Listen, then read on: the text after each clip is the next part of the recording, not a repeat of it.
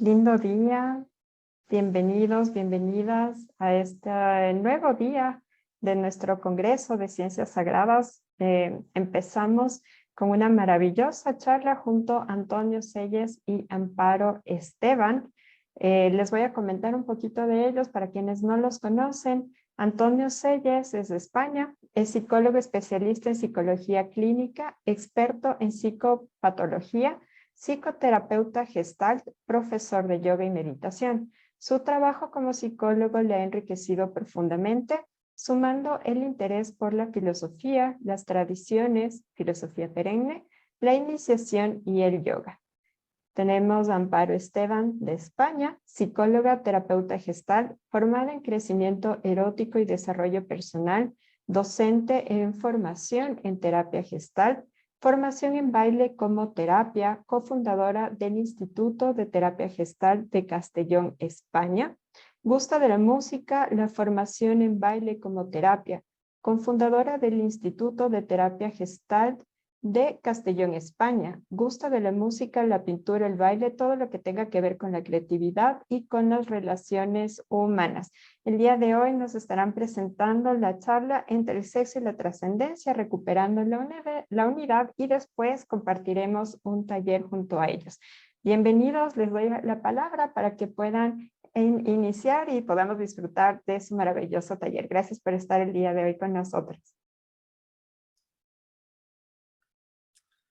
Buenos días, buenas tardes. Buenos días, buenas tardes a todos. Sí. Bueno, primero que nada, pues muchas gracias por esta invitación, por esta oportunidad de poder compartir pues, bueno, las vivencias y toda esta experiencia que es la vida, ¿no? Gracias. Sí, estamos muy agradecidos al grupo, al comité organizador de este congreso, porque nos haya invitado, nos haya dado la oportunidad de participar aquí con todos ustedes. Y bueno, pues empezamos diciendo que este es un tema que para nosotros es pues muy amplio y muy interesante, pero que no pretendemos pues sentar cátedra de él o tener una no sé, como poner toda la verdad en esto, ¿no? Simplemente vamos a aportar unas pocas experiencias, unas cuantas ideas, y si es posible, pues vamos a intentar también compartir con todos ustedes y responder algunas dudas. Así que, pues con esta idea, con todo gusto les compartimos nuestro trabajo, ¿no? Vamos allá, vamos a compartir en la pantalla.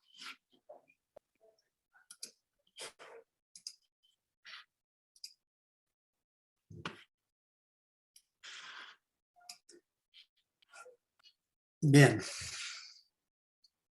¿Se está viendo la presentación? Sí, muy bien.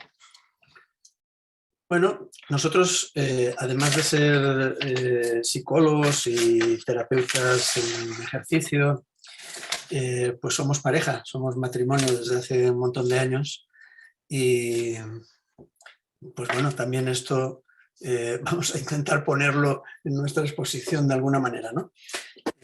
Creo que es nuestra experiencia la que más valiosa pueda resultar, porque las ideas, pues bueno, son más volátiles, ¿no? Así que bueno, empezamos.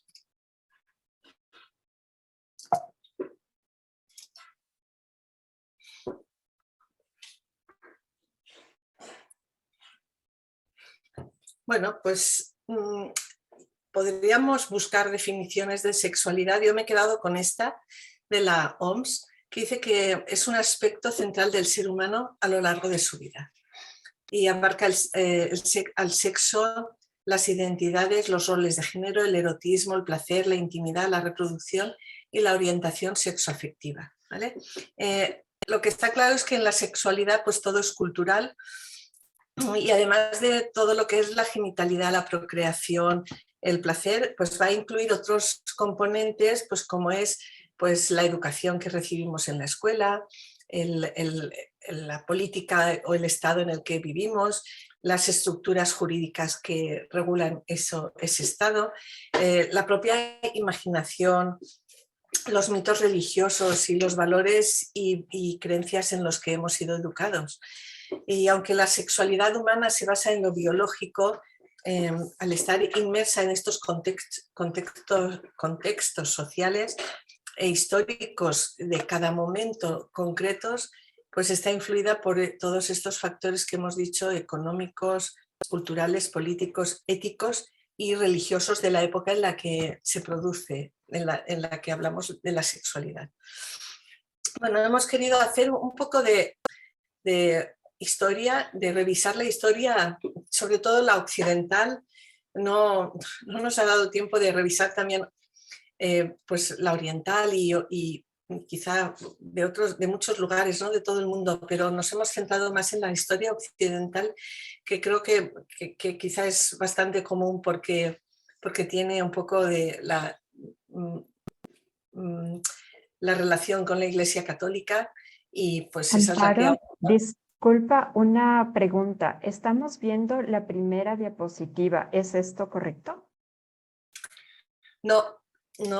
Ok, ya. Entonces, algo sucedió, se nos quedó con la primera Ahora diapositiva. sí. Es que yo pregunté porque no veía el borde verde. Ahora sí se ve.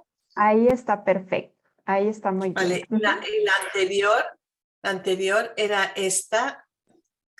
Perdón. A ver. Esta se vio. No.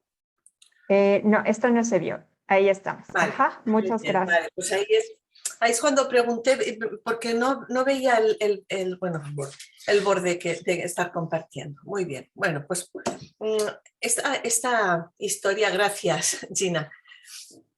Esta historia, pues podemos remontarnos a 5.000 años atrás, que es aunque hay pocos datos, pero podemos tener alguna idea de cómo era en la prehistoria. Pues había una monogamia natural, una vida sexual regulada por periodos de acoplamiento, y con la llegada de la agricultura y la ganadería pues surge la propiedad privada, y ahí la monogamia se fortalece porque pues se quiere asegurar el patrimonio familiar.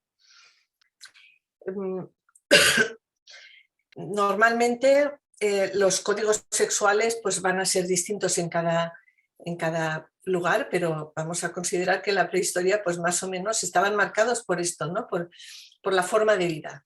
Es que si pretendemos hacer una revisión muy amplia nos vamos a perder, pero hemos querido centrar un poco el recorrido histórico en lo que más nos ha influido, por lo menos a nuestra cultura, a la parte que llamamos lo occidental, ¿no? Adelante, paso. Sí. Bueno, en el Antiguo Testamento ya podemos ver que en el judaísmo pues la conducta sexual se estaba regulando. Se prohíbe el adulterio, se proscribe la homosexualidad, se prohíbe el incesto, y aunque luego en la vida cotidiana pues había permisividad, en los mandamientos pues se ve también muchas cosas de estas. La finalidad del matrimonio siempre era la descendencia, y la esposa tenía el privilegio, entre comillas lo pongo, de compartir favores del esposo con otras esposas secundarias, pero ella no podía ser infiel porque entonces era apedreada. Luego, por ejemplo, en Grecia, aunque podemos hablar de una época muy grande en Grecia, pero por ejemplo ahí la homosexualidad masculina se toleraba entre adultos y adolescentes, siempre en un contexto educativo en el que el adulto educaba y formaba en lo intelectual y ético a sus alumnos. En Atenas las mujeres no podían andar solas por la calle, pero las hetairas, que eran prostitutas finas, sí que lo podían hacer. Y las pornoi eran las prostitutas más bajas, y de ahí viene el nombre de pornografía. Sí, pasamos. Por ejemplo, en Egipto el incesto estaba permitido, y la circuncisión, que luego lo adoptaron los judíos, y tenía un carácter ritual de iniciación en la adolescencia. Y la mujer era pues un ciudadano de segunda categoría, era una gine, que era portadora de hijos. También de ahí el nombre de ginecólogo. En Roma, pues ahí hay una dualidad en la sexualidad. Por un lado, la pasión amorosa, la unión de un hombre con una mujer, ¿vale? Que es simplemente pues, se dejan llevar por la pasión, o desbordada, si es desbordada esa sexualidad, y puede acabar en adulterio, prostitución y homosexualidad. Con el surgimiento de la familia patriarcal se da una serie de dualidades. Por ejemplo, la mujer se encarga de la reproducción y la educación, y el área pública queda a cargo de los varones. Hay un doble sentido, se le da un doble sentido o significado a la sexualidad. Por un lado, la reproductiva, que es de forma lícita y solo tiene que estar en el matrimonio y para la reproducción, o placentera como forma válida pero para la satisfacción masculina. Hay una doble norma también, permisividad al varón y represión a la mujer. Y por otro lado, una doble imagen de la mujer dependiendo de las necesidades y exigencias sociales. Estaba la buena, que era la mujer de casa o la madre, y la mala, que es la mujer pública, la que tenía placer. Bueno, podemos decir que por cientos de años las creencias religiosas pues, han dominado el comportamiento sexual y lo han reducido a la dinámica de la reproducción, o sea, para tener hijos, la descendencia. En el siglo XV, pues aquí la Iglesia Católica empieza a imponer restricciones. Bueno, eso está mal, lo siento. No estaba permitido, por ejemplo, acto sexual que no fuera para concebir un hijo, no se podía tener sexo en horas del día, solo podía ser por la noche, por ejemplo, ni jueves, ni viernes, ni sábado, ni domingos, ni en Cuaresma, ni en los 35 días previos a la Navidad, ni en los 40 antes de Pentecostés, ni en día que se celebrase un santo. Y yo creo que no les quedaban días para... Si fuera ahora no se podría ninguno. Ahora no se podría ninguno. Y luego la posición del misionero, pues era una posición que era la única aceptable, porque lo que hacía era pues, confirmar el rol de superioridad del hombre, y además si la mujer se colocaba encima del varón, pues podía tener más placer, y eso era un acto inmoral. Bueno, en los siglos XVIII y XIX, aquí hay pues, contradicciones ético-morales. Por ejemplo, hay represión puritana, por ejemplo, en la época victoriana, que exigen continencia sexual a las mujeres decentes, pero toleran la prostitución pues, para que ahí se desahoguen los hombres. Durante estos siglos XVIII y XIX, la masturbación estaba muy mal vista, y aquí ya se empezó... bueno, antes de esto aparecieron las enfermedades de transmisión sexual, y se achacó a que era pues, un castigo del cielo, ¿no? Por los excesos instintivos. Pero ahora aquí ya empieza a fraguarse las bases para una revolución sexual, y todo esto irá en contra de la fe cristiana. En el siglo XX, pues ya tenemos aquí un nuevo modo de ver la psicología y el lugar que ocupa la sexualidad en el ser humano. Entonces, Freud cambia la manera de entender la teoría de la personalidad, incluye el desarrollo sexual del individuo, nos habla del líbido. Todo esto habla de la gran energía, no sé, potencial que tiene el hombre, y que está en todas las áreas de desarrollo del ser humano, ¿no? Desde niños, y lo refiere todo a la sexualidad y a la represión. Casi todos los problemas se dan por la represión. Después, las ideas de Marx y de Freud también fueron reinterpretadas. Tenemos a Wilhelm Reich y Marcuse, y Marqués, ¿no? Bueno. Y aquí pues lo que se quiso hacer es liberar la idea de la sexualidad con la procreación, o sea, permitir un uso del sexo completamente desligado del sentido reproductivo. Kinsey, el estudio Kinsey en los años 1900 y algo, 30 o 40, ¿no? 50. Pues publicó unos estudios en los que las mujeres hablaban de cómo era la vida sexual en las mujeres, pues sus preferencias, y también se vio que pues, había homosexualidad y práctica sexual actividad sexual fuera del matrimonio. Enfatizó la sexualidad por encima de las normas convencionales. Este fue un estudio muy controvertido que generó una polémica enorme en la sociedad puritana porque parecía que las mujeres no tenían apenas apetencia sexual, y cuando él publicó esto, que este hombre no tenía ninguna adscripción teórica, era un entomólogo. Ni religioso. Él se dedicaba a clasificar bichos y le mandaron a hacer esto y lo hizo como un rigor así clasificatorio, como si fueran insectos, ¿no? Y el resultado fue muy, muy potente, ¿no? Porque destapó en Occidente la realidad de la sexualidad de la sociedad, ¿no? Bueno, y ya con esto pues estamos en una revolución-reacción, en un empoderamiento de la mujer en la sexualidad. Yo diría que más que empoderamiento es una reivindicación del derecho a la sexualidad de la mujer, a la variedad de experiencias humanas, tanto en la orientación como en todos los fenómenos sexuales. Y este proceso de reacción, a veces pues hay quien dice no hace falta tanto, es excesivo, pero yo creo que queda mucho por hacer, y está claro que hay sociedades en las que pues todavía hay más trabajo que en otras. Bueno, hasta aquí un poco todo lo que es una pequeña introducción de esta historia para ver de dónde venimos y cómo nos afecta, cómo nos ha influido. Aunque quizá no tengamos ahora una creencia religiosa muy marcada, cada uno de nosotras, voy a hablar en femenino, de personas, cada una de nosotras podemos ser religiosos, pero todo esto estamos en una cultura judeocristiana que nos influye y que la arrastramos por la educación y por el contexto en el que estamos. Bueno.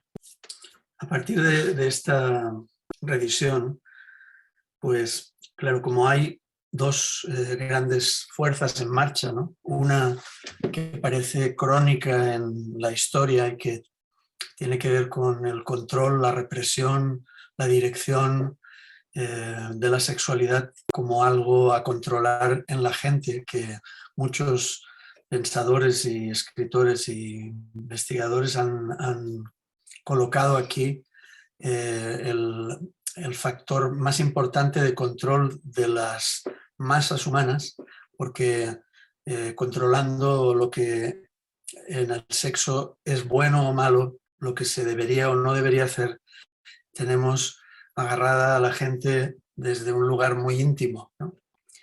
Y esto ha provocado en el siglo XX y en nuestros días una reacción, como ha dicho Amparo, en contra y como de exploración y de apertura para descubrir cuáles son los fenómenos que no hemos querido mirar porque había una ideología dogmática que lo impedía, pero que estaban igualmente ocurriendo y provocando un sufrimiento enorme en la gente, ¿no? No podemos hablar de un camino hacia lo trascendente si el sexo que tenemos es totalmente insano o genera dolor o algún tipo de exclusión, porque esa es la dirección opuesta precisamente a la trascendencia según nuestra manera de entender esto, ¿no? Emprender un camino hacia la trascendencia es también tratar de volver a la unidad, a la unificación. La concepción que se tiene básica de lo trascendente en toda parte es esta unificación como un retorno a lo primario, a lo sagrado, que es de donde emanó todo lo que vemos y nos rodea, ¿no?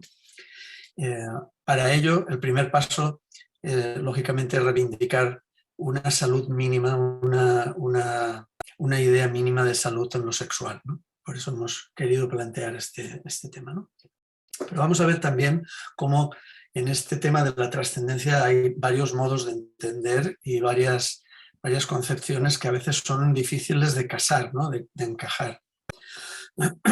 Por ejemplo, una primera visión de la trascendencia que es muy común o ha sido muy común en la historia es ver la trascendencia como algo que está más allá de lo natural, como que es metafísico, sobrenatural. y que es una dimensión a alcanzar que está fuera de los límites naturales y de acceso cotidiano, ¿no? Por tanto, hay que acudir a algún lugar, como por ejemplo una iglesia, como tenemos en el icono. Hay que hacer algún tipo de actividad especial para lograr conectar con esa dimensión metafísica, porque sin esa ayuda el ser humano parece que no tiene opciones, ¿no? Otra forma de ver la trascendencia es un poco intermedia, que sería que la conciencia trascendente puede alcanzarse con un esfuerzo. No hace falta solamente acudir a un lugar o a alguien que te la transmita, un especialista, que es el cura o el sacerdote o El maestro. quien esté en esos momentos ostentándose ese punto, sino que el estado de conciencia trascendente puede trabajarse, puede cultivarse y desarrollarse de manera personal y por tanto está al alcance de todo el mundo con el esfuerzo adecuado, muchas veces, como veremos después, incluyendo en ese esfuerzo la negación de lo natural, ¿no? Porque de algún modo este estado intermedio sigue todavía manteniendo la idea de que lo bueno está después, ¿no? Lo bueno, lo grande, lo general, lo agradable, lo metafísico, lo divino, está más allá. Por último, hay un tercer elemento de vista, o un punto de vista sobre la trascendencia, que implica que lo espiritual es lo cotidiano, no está en el más allá, no está en lo que no se ve, sino que está aquí, en lo que se ve, en lo que está a nuestro alcance, y que únicamente estamos un poco despistados para no verlo, ¿no? En este punto, esta visión es una visión que implica que lo trascendente se une a lo inmanente, que son los dos polos contradictorios habituales y que hace que la visión del ser humano como cotidiana también incluya lo espiritual, lo trascendente, ¿no? Y es importante aquí también entender que la idea sana de trascendencia no va a ser un planteamiento finalista en el que el único objetivo final va a ser la iluminación, la santidad, no, sino que para hacer el planteamiento que nosotros queremos hacer es un planteamiento del proceso. Es la oportunidad de trascender en cada momento. No va a ser algo a conseguir, sino un trabajo de día a día cotidiano y de esta unión entre la trascendencia y lo inmanente que decía Antonio. Bueno, pues vamos a presentar algunas ideas, algunas propuestas que creemos que en la actualidad pues, se están ya generando desde hace mucho tiempo, pero que conviene rescatar y que serían la base de un trabajo sobre este tema del sexo como puente hacia la trascendencia que trataremos de profundizar en la segunda parte, ¿no? Propuestas, pues. Una primera propuesta sería una concepción integrada de la sexualidad. La idea de la sexualidad como algo separado del resto de cuestiones, digamos, del ser humano, del resto de niveles del ser humano o facultades, sería superada por esta idea integrada de la sexualidad.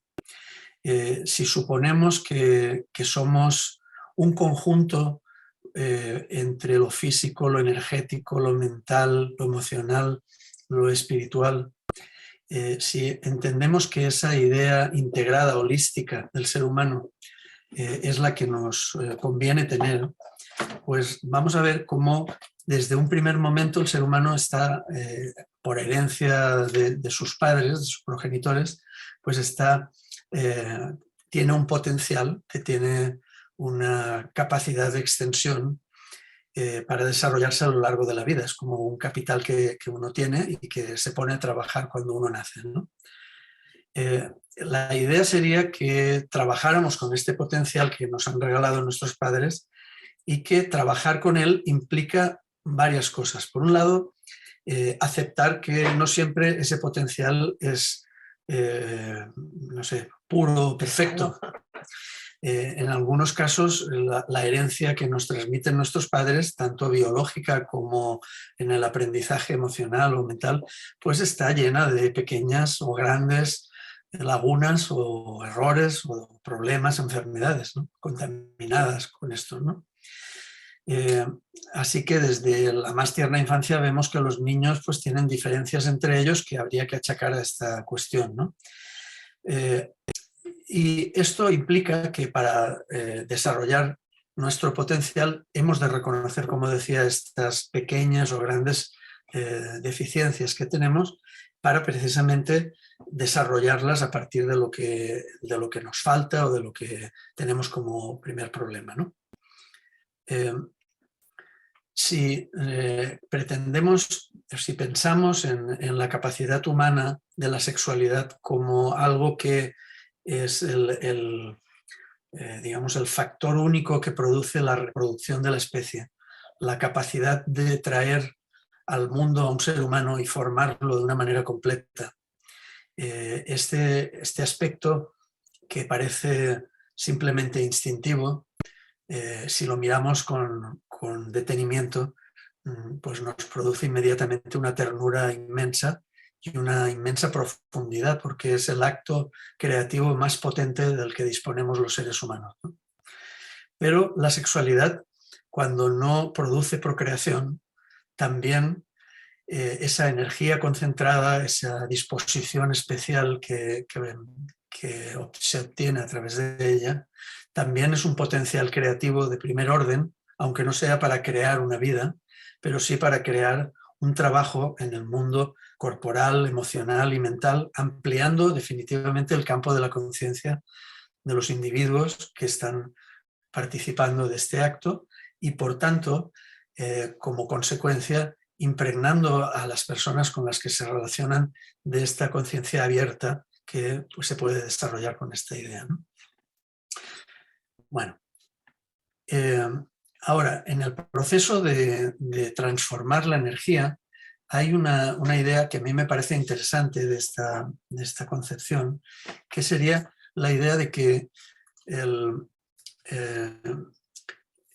conjunto del ser humano transita la energía, la intención, la disposición, transita entre la mente y el cuerpo, atravesándonos desde lo mental, lo emocional y lo corporal de una manera ascendente y descendente, de forma que cuando la persona piensa adecuadamente, cuando hay una idea positiva, hermosa, que despierta un interés, esa idea se transforma en una energía emocional que cuando se deposita en el cuerpo, cuando el cuerpo se abre a ella, incita o desarrolla el contacto con la otra persona, ¿no?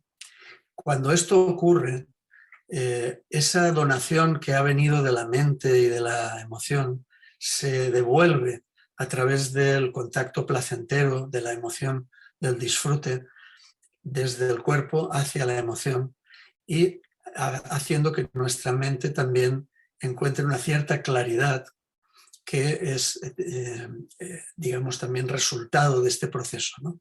Así que tanto de la mente hacia el cuerpo como del cuerpo hacia la mente, la integración de la sexualidad circula, ¿no? Y en esa circulación la energía, la intención se va evolucionando, se va purificando, ¿no? Depurando, ¿no? La sexualidad bien utilizada te abre a ese proceso de transformación de la energía, ¿no? Primero llevándolo hacia el cuerpo y luego desde el cuerpo hacia la emoción y hacia la mente, ¿no? El placer erótico es como un regalo que le hace la energía al cuerpo y que el cuerpo se lo devuelve como satisfacción y placer, ¿no? En fin, esta idea de la sexualidad así integrada nos devuelve la unión, la unidad, y no nos ve, no nos plantea la sexualidad como un acto pues instintivo o denigrante o de bajo nivel, sino todo lo contrario, ¿no? Y además lo plantea con una igualdad entre hombre y mujer, cosa que hasta ahora todo lo que hemos hablado, por la historia un poco de dónde venimos, siempre hay una diferencia y aquí no. Bueno, esta sería una primera idea, ¿no? Una primera pues, propuesta, ¿no? De las nuevas propuestas que en este siglo se están desarrollando y probablemente se desarrollen en un futuro de una manera mayor todavía, ¿no? Otra idea que me parece interesante sería el modelo integrado de la espiritualidad. Hasta ahora hemos tenido un modelo de espiritualidad centrado en esta idea de la trascendencia, de la espiritualidad trascendente, es decir, que el cuerpo, la sexualidad, el mundo no eran lo adecuado. Había que trascender eso instintivo, eso elemental, a través de la represión o a través de la sublimación para llevar nuestra energía, nuestra mente, nuestra alma hacia lo trascendente, que es donde estaba realmente lo espiritual, lo potente, ¿no? Lo divino. Pero este tema se opone, ha dado lugar a un modelo distinto de sexualidad, de espiritualidad, perdón, que integra al mismo tiempo lo instintivo, lo emocional, lo anímico, la mente, lo espiritual. Es decir, que instinto y conciencia en este modelo están juntos o se intentan juntar. ¿Por qué? Básicamente porque en las espiritualidades de tipo trascendental, como la conciencia es lo válido, ha habido un proceso de rechazo a la materia, como que el cuerpo es una molestia, nos incordia, no hay que prestar atención o hay que rechazarlo, hay que pararlo para poder salir hacia lo trascendente. Sí, la represión o con la sublimación, simplemente relajando esos instintos corporales o mundanos para irnos hacia lo trascendente, ¿no?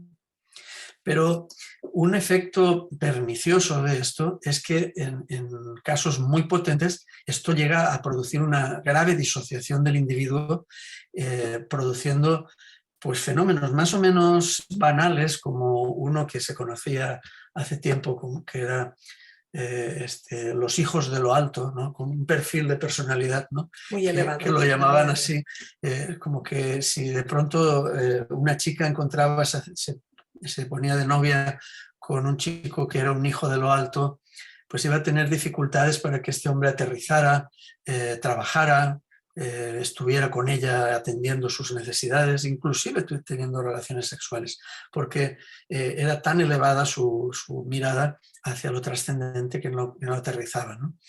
Esta idea de que lo trascendente es lo genial y lo otro está mal provoca esa separación, esa disociación, que en casos graves se podría llegar hasta una disociación de tipo psicótico, de personalidad, ¿no? En la que las personas han perdido completamente el contacto con lo real, ¿no? El modelo integrado, esta idea de que todo está a la vez, provoca que tanto la conciencia como la sexualidad interactúen de una manera constante, de manera que la energía sexual puede vitalizar y enraizar a la conciencia, a la energía de la conciencia, y esto sería la espiritualidad encarnada, es decir, la conciencia, la sexualidad ayuda a aterrizar la conciencia y colocarla en lo diario, en lo corporal, en el mundo, de manera que el misterio no solo está en la conciencia, sino que también la materia, el cuerpo, la naturaleza y la sexualidad nos acercan al misterio, ¿no? A aquello que llamamos lo sagrado. En cambio, o además, la sexualidad, cuando es conectada con la conciencia, la energía de la conciencia ayuda a iluminar y dar dirección a una sexualidad que de otro modo podría ser banal, de manera que esa sexualidad se convierte en una sexualidad sagrada. Y del mismo modo, la espiritualidad encarnada y la sexualidad sagrada interactúan, de manera que se complementan o se juntan, ¿no? Así que, visto esto, vistas estas dos opciones, habría este planteamiento de que hay una necesidad de redefinir esta idea de la sexualidad y la trascendencia. No podemos seguir manteniendo la idea de que la sexualidad va por un lado y la trascendencia por otro. Hay modelos integradores para este tema muy potentes. Sabemos que en las culturas orientales han habido acercamientos muy poderosos de la sexualidad a la trascendencia, pero muchas veces también tenían este tinte de espiritualidad trascendental, de manera que que había que trabajar el cuerpo, pero solamente en un nivel para trascender la energía hacia lo anímico, hacia lo mental, hacia lo espiritual. Pensamos que sería interesante también en estos casos, no solo en los occidentales, también en los orientales, redefinir esta idea, ¿no? De que la sexualidad y la trascendencia no tienen por qué estar desligadas, sino todo lo contrario, ¿no? Hay pensadores, hay aportaciones de terapeutas, de teóricos, Ryan Eisler tiene un libro muy interesante que es El placer sagrado, con volumen 1, volumen 2. John Welwood, que es uno de los pioneros también en este campo. Bueno, hay muchísimas aportaciones, ¿no? En la actualidad, pues, se pueden seguir en español las aportaciones de Ramón Alvareda, de Fina Sanz, de Jorge Ferrer, que son terapeutas en la mayor parte que han trabajado desde la sexualidad hacia lo transpersonal, o desde lo transpersonal se han encontrado con la sexualidad integrando estos modelos, ¿no? Como estábamos comentando.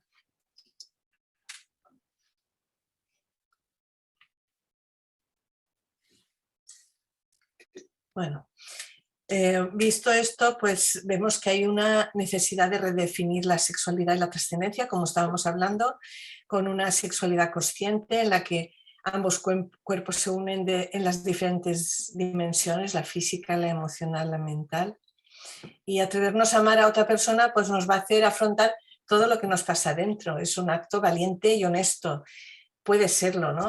Ahí aparecen pues todas las historias que podemos tener desde la educación que hemos recibido en la infancia, cómo se vivió en nuestra casa todo el tema de la sexualidad, la afectividad, y todo eso lo veremos después en el taller, ¿vale? Nos exponemos en cuerpo y alma hacia la persona que comparte en ese momento toda la energía con nosotros, y partimos de una sexualidad no consciente, no sagrada, y con una práctica determinada. Quizá esto sería, pues, por ejemplo, con el Tantra, poder seguir avanzando en este ser consciente del poder interior, de una sexualidad consciente. En el taller que vamos a dar después vamos a explicar un poco cómo, pues, ejercicios y prácticas que podemos hacer para, sobre todo, para darnos cuenta de dónde estamos, de cómo estamos y de cómo nos relacionamos con el otro o con la otra persona.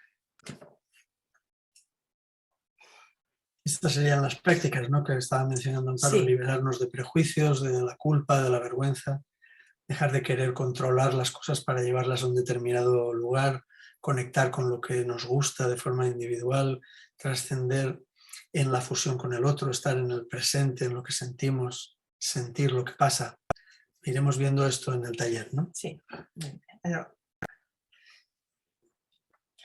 Bueno, ¿y qué cambios personales y sociales nos pueden ayudar a estructurar relaciones sexuales más sanas, menos disfuncionales y dolorosas? Pues bueno, aquí lo que hemos hablado del amor, pues es la palabra clave, no solo en la literatura romántica, sino también en la mística, ¿vale? La poesía de los místicos, la de los amantes suele ser erótica.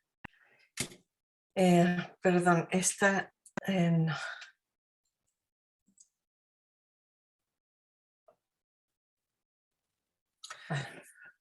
Bueno, pues vamos a ver algunas ideas que creemos que nos pueden servir y que en la historia, en lo sagrado, en la historia de estas ciencias sagradas que en este congreso pues estamos revisando, se han colocado como metáforas, ¿no? El símbolo o los símbolos se han utilizado para transmitir de una manera no literal un conocimiento que cada quien debe descubrir por sí mismo, ¿no? Entonces vamos a ver 2 o 3 metáforas que nos parecen útiles antes de acabar, que estamos ya casi en el tiempo, ¿no? Una primera metáfora tiene que ver con este modelo de sextuple, ¿no? Que nuestro maestro, el maestro Marcelli, comentaba a menudo que era la esencia de la sexualidad, ¿no? Que la sexualidad sería la unión de 2 tríos. Si vemos en este triángulo lo físico, lo emocional, lo mental, pues nos unimos a otra persona con su físico, emocional y mental, y el sexo sería esta conjunción de los 2 aspectos que darían lugar a este símbolo que para todos pues es conocido, y que lo he colocado así rodando porque para no dar la idea de que hay una parte mayor o mejor que la otra, sino que en realidad está continuamente en evolución. Visto este modelo más tranquilamente, digamos, más detalladamente, el modelo nos plantea lo siguiente. Por un lado, la ocurrencia de 2 personas que se conocen en lo físico, que luego comparten algún contenido de sus emociones, se juntan porque se quieren o se atraen o se interesan el uno por el otro, y también en sus mentes, en sus pensamientos hay algún tipo de contacto, ¿no? Bueno, este modelo nos plantea que habría que buscar primero una unidad en el plano horizontal. Es decir, que hubiera un cierto equilibrio entre la parte física de uno y del otro, la parte emocional de uno y del otro, la parte mental de uno y del otro, para que se diera un contacto sano, un contacto armónico, porque si alguna de estas 3 vertientes no funciona o no está correspondida, no tiene colaboración, no hay intercambio, difícilmente se va a poder montar el modelo conjunto, el modelo sexual, ¿no? Sextuple, ¿no? Pero también es importante que haya una unidad en cada persona en lo vertical, es decir, que cada quien se comprenda a sí mismo y entienda a través de su emoción cómo es su organismo, sus demandas corporales, también que entienda su mente, que su mente le ayude a entender lo físico, que la mente y lo físico no estén en contradicción, es decir, que este fluidez en lo vertical esté armonizada con la que pretendemos llevar a nivel de pareja o de relación, ¿no? Y finalmente, también una interacción entre todos los niveles, porque desde el pensamiento de uno puede influir en la emoción del otro o viceversa, y lo mismo en el físico de uno plantea imágenes a la mente del otro, atracciones en la emoción, y estos niveles interactuando fabrican un modelo muy poderoso en el que se produce una unidad que está tratando de representar ese círculo externo y que sería la unión sexual, ¿no? Desde luego, si queremos profundizar en este modelo, podríamos hacerlo a través de otro símbolo que no vamos a entrar en él ahora porque nos llevaría demasiado lejos, que extiende este modelo, porque este modelo plantea nada más en vertical 3 factores, ¿no? Físico, emocional y mental. Sin embargo, desde la Cábala, pues tenemos el modelo del árbol de la vida que despliega lo emocional en varios aspectos, lo mental también en varios aspectos, y este modelo también sería interesante porque creo que es complementario al anterior, ¿no? Pero vamos a ver de una manera más simplificada qué significa todo esto, pero ya lo veremos en el taller después. Me dice Amparo que lo dejemos ahí para provocar una tensión amorosa, ¿no? Empezaríamos así, ¿no? La unidad desde lo físico, pero lo dejo ahí.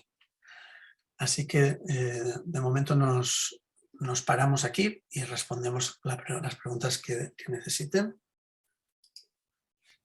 Muchísimas gracias. Realmente maravilloso lo que nos han compartido el día de hoy. A veces cambio, ¿no?, de mentalidad con respecto a la sexualidad, que a veces sí se lo ve solo como la parte física, la parte instintiva, y qué lindo ver pues un concepto diferente, una idea diferente, integrada sobre este tema maravilloso, ¿no? Y bueno, les invitamos a todos los participantes a colocar sus preguntas en el chat. De igual manera, si alguien desea hacer su pregunta de manera con su cámara y su micrófono, les invitamos a levantar la manito para que la puedan transmitir directamente. Muy bien, entonces vamos a revisar por aquí.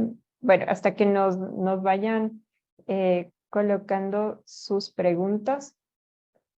Justamente creo que la parte del taller va a ser como muy interesante porque estos nuevos conceptos nos llevan a tratar de comprender, pero una cosa es como comprenderlo y otra cosa es ya llevarlo a la práctica, el hacerlo.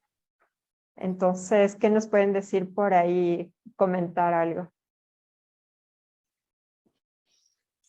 Bueno, efectivamente la idea es esta, ¿no? Es llevarlo de un planteamiento como ahora hemos hecho, como un despliegue así más o menos teórico o intelectual del asunto, a llevarlo a la práctica concreta, ¿no? ¿Cómo sería entonces una vida dedicada o orientada hacia lo trascendente y qué puede aportar ahí la sexualidad según este modelo integrador que vemos, ¿no? ¿De qué manera puede el contacto humano, el contacto, la relación humana puede llevarnos a lo trascendente sin intermedios, ¿no? Sería el mero uso de la vida humana como nos daría acceso a lo trascendente, ¿no? Así que sí, hay elementos prácticos inmediatos para cada una de estas cosas, ¿no? Como hemos visto antes, esa verticalidad para cada quien, trabajar estos 3 niveles cada quien, y luego cómo hacer para que esto funcione en el intercambio con una pareja, con otra persona. Puede ser también que se plantea muchas veces esto como para tener una pareja ideal, pero más bien nos gustaría plantear para tener relaciones productivas y sanas. Sí, porque muchas veces se tiene la idea de ser medias naranjas, de que nos hace falta alguien para que nos complemente, y la idea de esto es completarnos cada persona, siempre a través de las relaciones con los demás, o las relaciones íntimas o las relaciones afectivas, pero las personas somos naranjas enteras que vamos conociéndonos. Hola. Hola. Se ha ido el sol aquí, hemos encendido la luz, es demasiado fuerte para mí. Estábamos a oscuras aquí.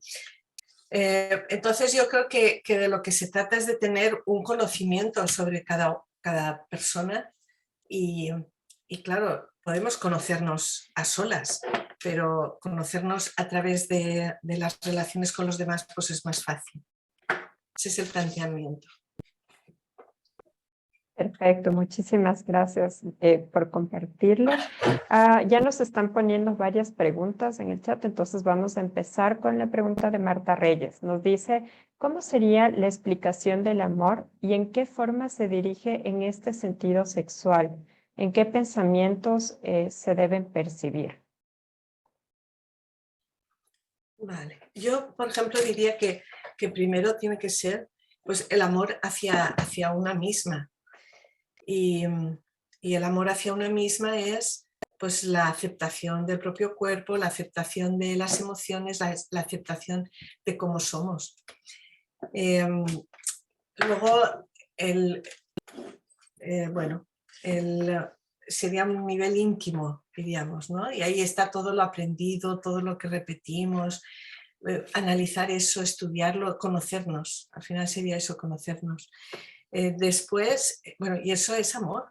Para mí es el amor en el estado puro y en el mejor estado que puede ser, que es hacia mí. Y después sería en relación con la otra persona, ¿no? Pero no sé si quieres. Sí, es lo mismo, ¿no? ¿Cómo puede tener uno amor? Nos dice la tradición cristiana, ¿no? Amar al prójimo como a uno mismo. ¿Cómo puede uno amar al prójimo sin partir de ese amor propio, ¿no? Ese amor intrínseco hacia uno mismo? El respeto a lo que uno ha ido acumulando a lo largo del tiempo, a sus experiencias, a sus vivencias corporales. ¿Cómo puede uno tener amor hacia uno mismo si se mira en el espejo y dice, uy, cómo era yo de joven, ahora qué desastre? ¿Qué contradicción tan grande esa, ¿no? El amor es aceptar la historia de uno en todos los niveles, en el nivel histórico del cuerpo, en el nivel histórico del aprendizaje, de los errores que ha cometido uno en su vida, de las virtudes que ha podido desarrollar y de los defectos que de vez en cuando aparecen. Amar profundamente esto, aceptar con totalidad esta cuestión es básica para luego dirigirnos hacia el otro. ¿Cómo amar al otro con sus defectos si no puedo soportar los míos? ¿Cómo amar al otro, digamos, en su integridad corporal sin ponerle pegas cuando uno mismo se está todo el rato poniendo pegas cuando se mira al espejo, ¿no? Es decir, el amor tendría que ver con esta configuración doble entre el individuo y el otro, ¿no? En la relación, ¿no? Y también en lo social, porque luego en lo social pues hay ambientes, paradigmas, ¿no? Sociales, culturales que no nos invitan mucho a hacer esto, que nos dan la señal, por ejemplo, la orden de que hay que amar, pero luego nos enseñan continuamente a hacer lo contrario, ¿no? Nos incitan a lo contrario. Así que... Sí, diríamos que hay un amor íntimo, ¿no? Una forma de querernos, un amor relacional con el otro y un amor social que sería pues, más ampliado. Y desde luego, por lo que pregunta Marta, habla en el sentido sexual. Yo creo que ahí tienen que estar en marcha los sentidos. O sea, hacer ejercicios, eso lo plantearemos después, ¿no? Pero trabajar mucho lo que es lo sensorial. Porque si no empezamos por ahí, pues difícilmente vamos a poder estar atentos a lo que le sucede al otro. Si no me doy cuenta ni lo que me sucede a mí, por ejemplo. También en lo sexual hay una idea de que lo sexual solo es válido si hay además amor. No sé si lleva por ahí la pregunta. Este también es un paradigma bastante contradictorio, como si lo sexual ya no fuera una expresión del amor, como si estuviera separado lo sexual del amor. Esto es un error bastante común. Hay gente, personas que compartimentan tanto esta estructura vertical que pueden inclusive tener una relación sexual en la que no generan amor, no dan amor ni reciben. O por lo menos así piensan que ocurre, ¿no? Pero esto es profundamente erróneo, ¿no? No es casi que imposible. Es muy difícil que sea así. Algunos autores han inclusive propuesto la idea de que el amor más puro es el sexual. Creo que un poco para romper este paradigma, ¿no? De que lo sexual es lo indigno. Muchísimas gracias. Yo creo que con lo que compartieron ahorita quedaron igual con respuesta a varias preguntas que estaban aquí en el chat. Por ejemplo, con el tema justo de empezar con nosotros, Damiana nos estaba diciendo justo que estamos en este vehículo físico que es la herramienta para la comprensión, para vivir la experiencia espiritual. Soy partidaria y profeso primero el autoconocimiento antes de emprender el camino de compartirse con un otro. Entonces creo que justamente nos comentaron sobre eso, ¿no? Sobre empezar con uno al vernos al espejo, al tener compasión por nosotros mismos y luego poder ir hacia el otro. Y doy paso a esta pregunta de Berenice. Nos dice, ¿por qué con el paso de los años la relación de pareja se desencanta? ¿Y qué hay que hacer para que eso sea una relación sana? Pues que no tienen sexo, es lo que pasa con el tiempo. No tienen sexo en estos tres niveles, porque igual sí que tienen sexo en alguno, pero no juntan los tres. En algún, veremos en el taller que va a continuación, una propuesta sobre esto, porque se ve también inclusive en parejas que tienen una orientación, un compromiso hacia lo trascendente, una gran energía puesta en eso, que tienen muchos problemas, que se enredan en discusiones o en tensiones a veces irreconciliables, inclusive llegan a rupturas, porque algo falla algo pasa en este proceso que es muy duro, muy potente, porque como veremos, abrirse al amor es también abrirse al abismo. Ahí lo dejo. Una frase potente. Ponla en el Facebook ya. Ya, la vamos a poner. Ya, antes ya, Millón de likes ahí. Yo creo que esto que pasa, pues nos pasa en todo, en las relaciones afectivas. Yo diría que este enfriamiento que estaba comentando Berenice, yo creo que es posible que esto ocurra, pero porque hay que ver qué pasa. No solo es se enfría la cosa y ya está, ¿no? Pasan muchas cosas, la vida es intensa y si cada vida merece ser una novela, pues la vida de pareja ya no, les digo, serían varios tomos. Entonces hay que estar continuamente revisando y además hay, por ejemplo, ir a terapia. Bueno, tenemos personas que vienen a vernos y vienen solas y vienen porque hay problemas de pareja. Entonces yo les pregunto, ¿por qué no viene tu pareja? No, porque generalmente es él cree que no, que el problema lo tengo yo. No podemos hablar así, ¿no? Necesitamos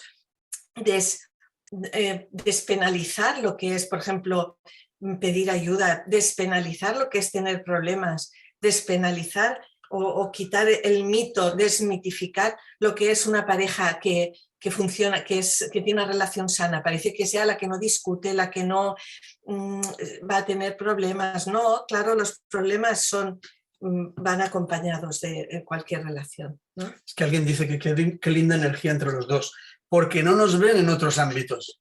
En otros momentos la energía es de otro modo, cuidado. Y saltan chispas. Saltan chispas. El asunto no es ese. Como veremos en el taller, el asunto es cómo canalizar esto, claro, y desde dónde ocurren las discusiones, claro, las diferencias, ¿no? Y, por ejemplo, la comunicación es muy importante, ¿no? ¿Qué pasa? Que hay muchas preguntas. Vale, perdón, ya me paro. Muchísimas gracias. Creo que yo creo que aquí Berenice se quedó pues muy a gusto con la respuesta y se da para más, ¿no? Estos temas se prestan para más. Voy a dar paso a una persona que está levantando la mano. Lidia Becerra, por favor, si puedes abrir tu micrófono para que puedas compartir tu pregunta en vivo para todos. Hola, muy buenos días. Mi pregunta es en relación a esa parte física que debe estar afín entre los dos.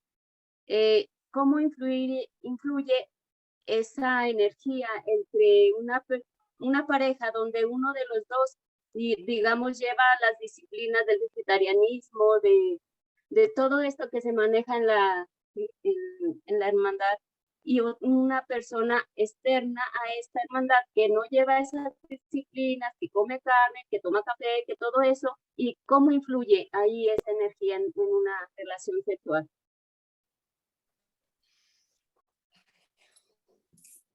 Bueno, a ver, a mí me parece que lo más importante aquí no es qué disciplina concreta lleve cada persona, qué estilo de vida lleve, sino cómo armonizan eso, cómo llegan a comunicarlo. Si uno de los dos se cree superior al otro por tener una determinada disciplina, es más dañina la sensación de superioridad que la diferencia entre las disciplinas que llevan. Es mucho más dañina la sensación de desprecio al otro o de menosprecio que la diferencia entre que se levanta más temprano o más tarde o hace meditación o no la hace, ¿no?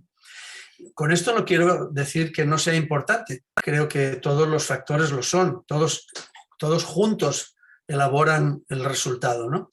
Y desde luego que es interesante que en una relación de pareja íntima, en una relación haya cierta comunicación entre, por ejemplo, lo que nos interesa a nivel político. Imagínense, una pareja que a nivel político piensa completamente opuesto, es difícil de llevarse. Una pareja que tiene gustos muy distintos, uno que es antitaurino y el otro que le gustan los toros, aquí en España, pues eso es muy difícil porque lleva muchas cosas detrás esto, ¿no? Las ideas. Así que el trabajo de la pareja de armonizar los puntos de vista mentales, las relaciones emocionales, las formas de expresar la emoción y también las formas de vivir lo corporal, ese trabajo es el verdadero trabajo de la sexualidad. Como veremos ahora, insisto, no se vayan, después viene lo bueno, como siempre. Sí. Yo quería decir también algo. Creo que también cuando con esta pregunta que ha hecho Lidia, estamos hablando de sensibilidad y hay personas que comen carne y son muy sensibles y hay personas que no comen carne y son menos sensibles. O sea, no está garantizada una cosa con la otra. Entonces, hablamos de un desarrollo de la sensibilidad en la relación de pareja, por lo que decía Antonio, ¿no? De esa comunicación. No solo es comunicación de hablar, también es comunicación de percibir al otro. Y esto depende. Hay personas que lo desarrollan mucho y quizá podríamos hablar de esa disciplina, no de la disciplina de ser vegetariano, ¿no? Yo recuerdo a Lucía Cordero que dijo en una charla, ¿no? Hitler era vegetariano y miren, ¿no? lo que hizo. Pero sin ir más lejos, mira lo bruto que yo era. Y para poder llegar al nivel de Amparo tuve que meditar mucho y hacer mucha oración y muchas cosas y apenas la voy alcanzando, ¿no? Así que claro que importa la disciplina, importa mucho, pero sobre todo es el afán de juntarse, ¿no? Porque luego a mí me miran y me ven así todo el tiempo rezando y meditando y dicen, no, este es un santo. No, es que soy muy bruto. Es la diferencia, ¿no? Bueno, yo creo que tenemos mucho trabajo por hacer y eso es muy bonito, es muy interesante. Yo digo, si yo lo tuviera ya todo hecho, qué aburrido sería, ¿no? Y reconocer que tenemos cosas que trabajarnos. Perfecto, muchísimas gracias. Aquí tengo otra pregunta. Dice, muy interesante lo expuesto. Me gustaría que compartan más respecto a la integración energética, más específicamente respecto a las nuevas opciones de ahora frente a los tipos de relación poliamor, es decir, parejas de más de dos, etc. ¿Qué opinan al respecto?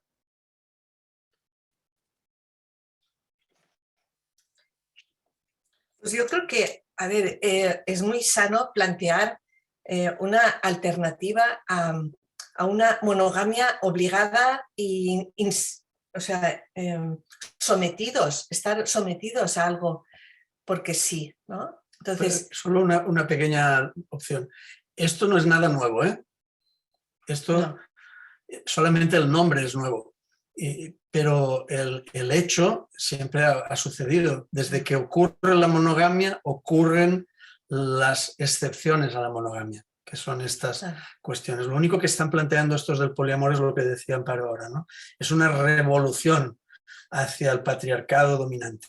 Claro, entonces a mí me parece que va todo junto y que es muy sano que se plantee. Eso no quiere decir pues que entonces ya no debemos estar con una pareja para siempre, ¿no? Podemos estar o no, pero desde luego no sentir esa obligación a mí me parece muy sano, porque realmente ni yo le pertenezco al otro, ni a la otra persona, ni la otra me pertenece a mí porque hayamos firmado un papel o porque, ¿no? Estamos juntos porque queremos estar y si en algún momento pues no se quiere estar, pues simplemente no se está, ¿no? Pero claro, cuando ya aparecen relaciones con otras personas, cuando pues ahí yo creo que todo se complica. Si ya es complicado entre dos, pues se va a complicar mucho más. Desde luego lo ideal es pues que estas nuevas formas de ver pues que sean compartidas, sean habladas y revisadas continuamente. Para mí, bueno, no sé si es... Sí, solamente apuntar también la idea de que es la aparición ahora de tantas cosas que en el terreno de la sexualidad ocurren. Esa aparición nos habla de la tensión y de la cantidad de fracaso que hay en los planteamientos dogmáticos que hemos venido teniendo durante la historia, ¿no?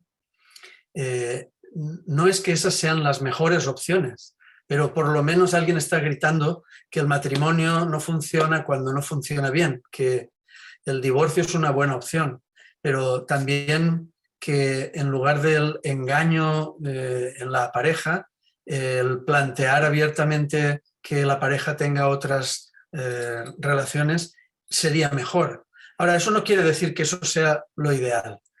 Quiero decir que esto lo único que hace es abrir, emerger una realidad que subyace.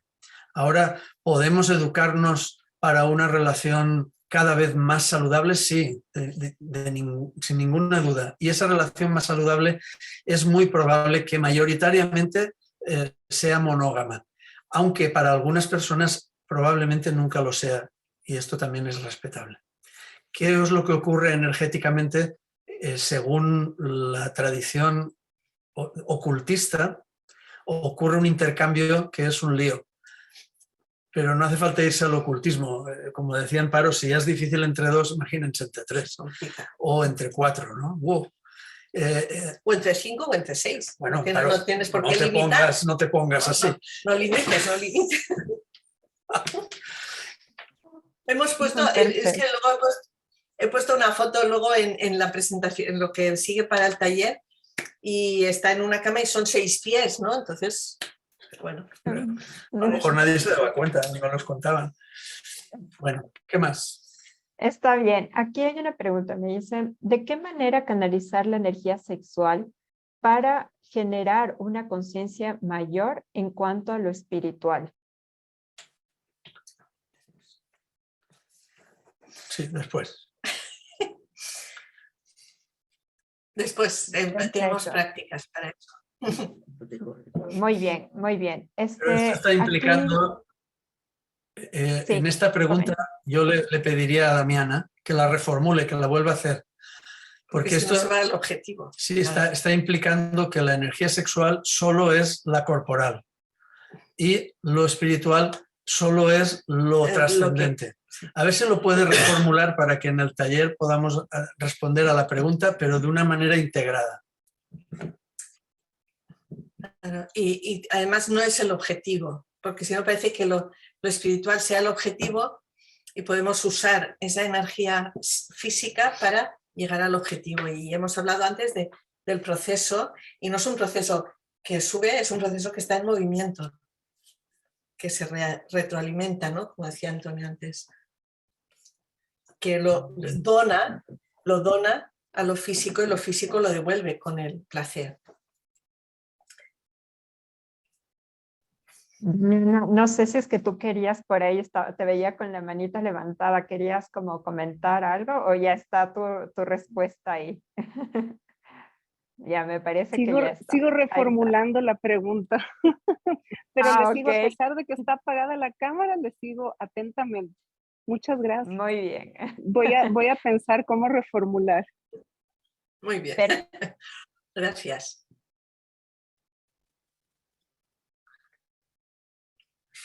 Tienes el micro apagado. Perdón. ¿Hasta dónde llega el respeto hacia uno mismo al tener que tener sexo obligado para tener una relación estable? Pues muy poco, ¿no? Muy poco. No sube mucho de nivel el respeto hacia uno mismo, tampoco el respeto del otro hacia uno, ¿no? Pero desde luego el respeto implica revisar esto, ¿no? Y yo no diría que es una relación estable, no le pondría esa palabra. Diría, no sé, una relación horrible, interesada.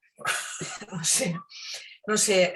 A ver, entiendo que habrá situaciones y momentos en los que una persona está obligada a tener sexo sin querer, pero creo que uno tiene que hacer todo lo posible para que esto suceda cuanto menos mejor, ¿no? O nunca.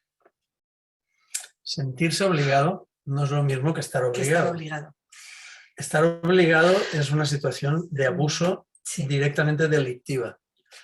Sentirse obligado es una situación de poca estima y de poco funcionamiento en la relación. No funciona, no fluye algo en la relación. Porque ¿cómo es posible que uno de los dos miembros de la relación que están juntos sienta deseo sexual y el otro no sienta nada? ¿Cómo es que uno tiene que tener obligación para tener deseo o relación sexual mientras que el otro sí lo tiene? ¿Qué está pasando en esa pareja? ¿En dónde está cortada la comunicación y el campo relacional está ausente? Allí no hay nada, está vacío. Son dos individuos compartiendo una cama.